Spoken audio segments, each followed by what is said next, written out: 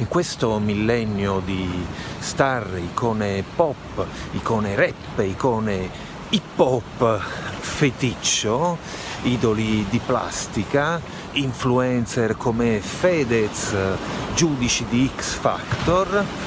posso dire senza ombra di dubbio e senza alcuna riserva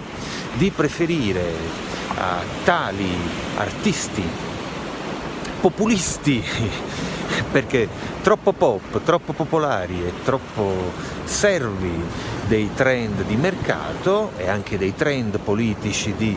mercato, di preferire a loro artisti come Salmo,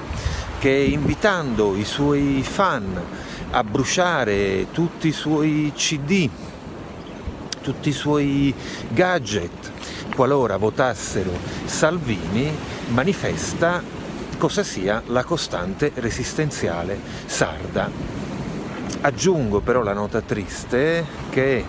constatare come la costante resistenziale sarda trovi la sua massima espressione sempre lontano dalla Sardegna.